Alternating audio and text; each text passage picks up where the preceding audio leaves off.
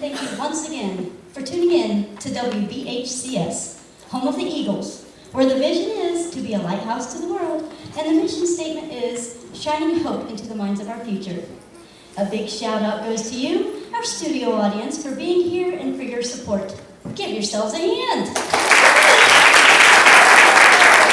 And of course, this would not be possible without the musical expertise, hard work, and patience of Jeremy Dowler. Please give him a round of applause. As always, we'll do a quick recap of our previous programs.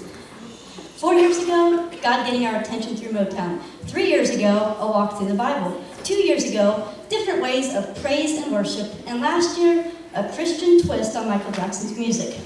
Now, on to this year's program.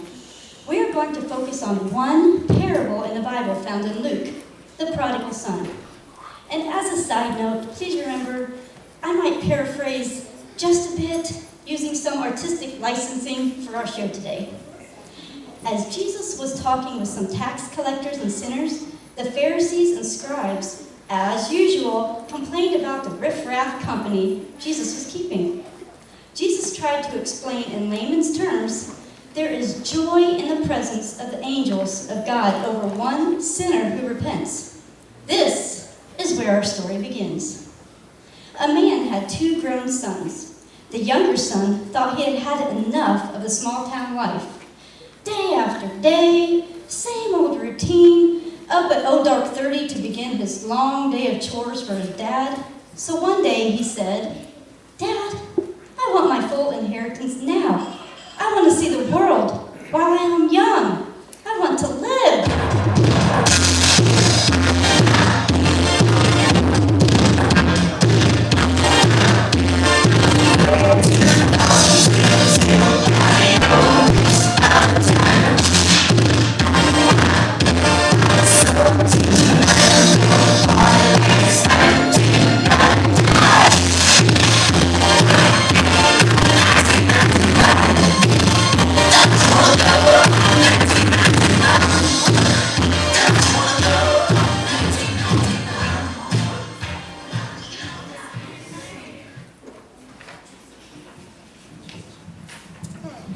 The father did not argue. He gave his son his part of the money. He loved his son very much. And I imagine as he was saying goodbye, he reminded him of how much he loved him and that he was welcome back home anytime and to be good.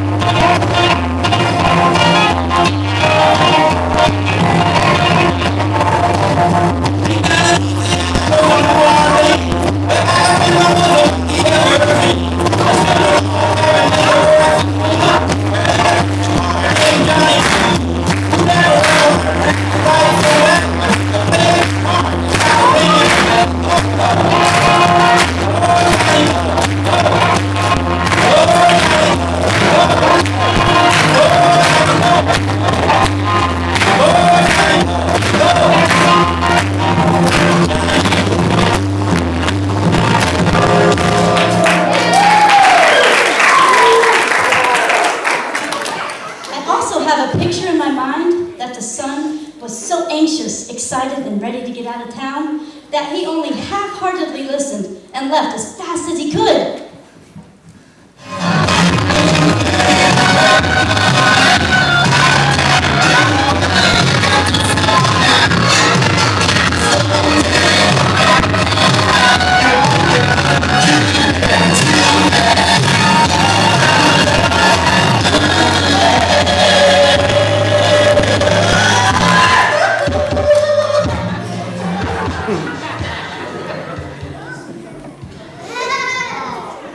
When the son arrived to the new lands and different cultures, you can be sure that he was having a lot of fun.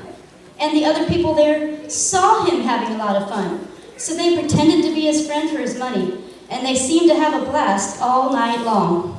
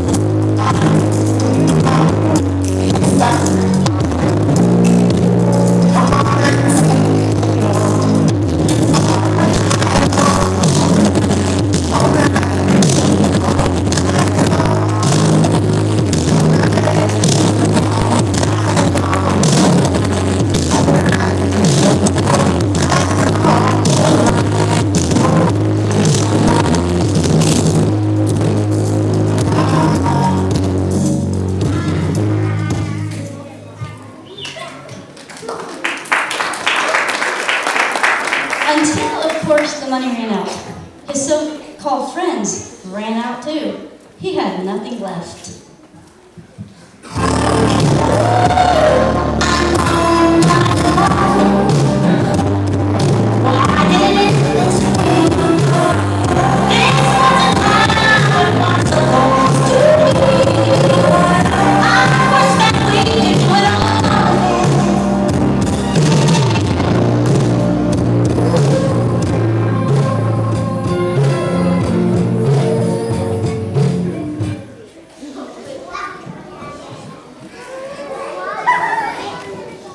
When the son actually realized he had squandered all of his inheritance money and he was all alone, he had to have felt, well, foolish.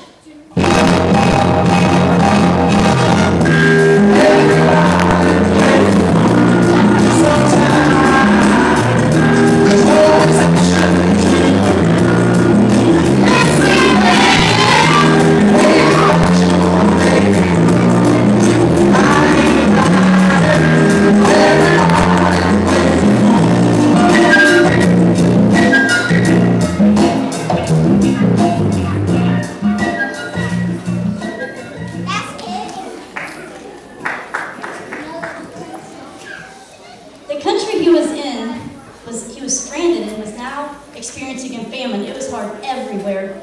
He was able to eventually find a job, the lowest of the low, feeding pigs.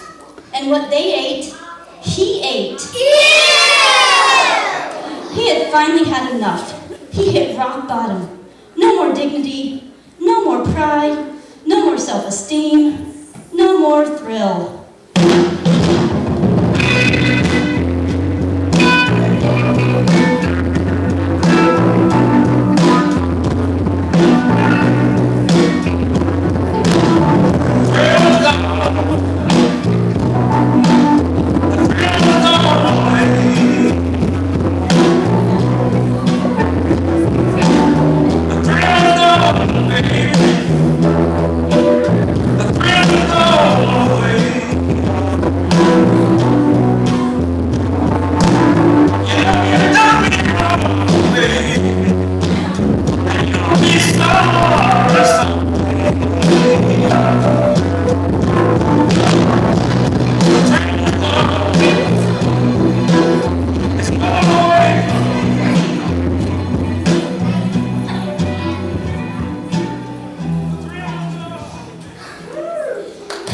The son realized that he was in the wrong, totally. He remembered how well his father's servants were treated, how well they were dressed, how well they were fed. He decided to go home and ask for his father's forgiveness, and asked to be hired on as one of his servants. All the while, his father, I'm sure, watched every day in anticipation to see his son come home.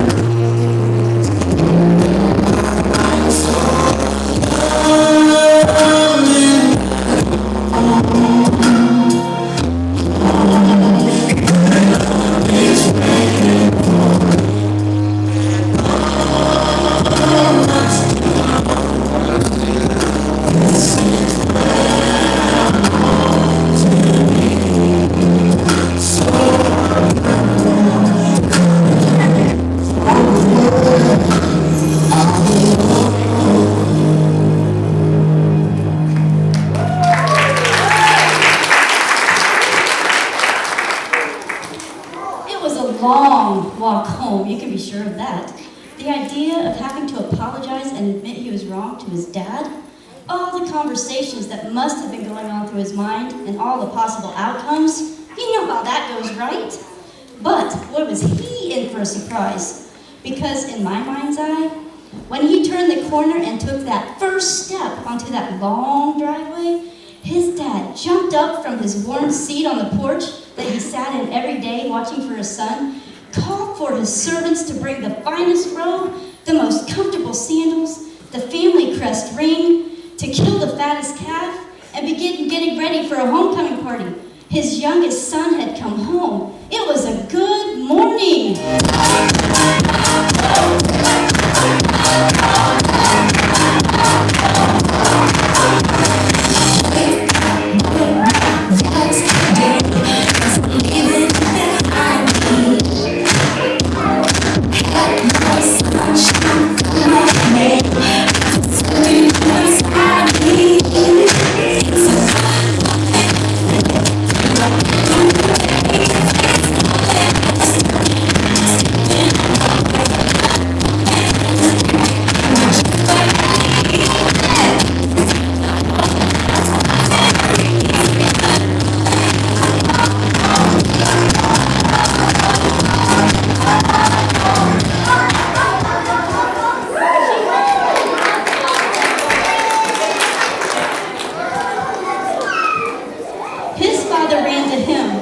Just like our Heavenly Father is ready, willing, watching, and waiting to run to us.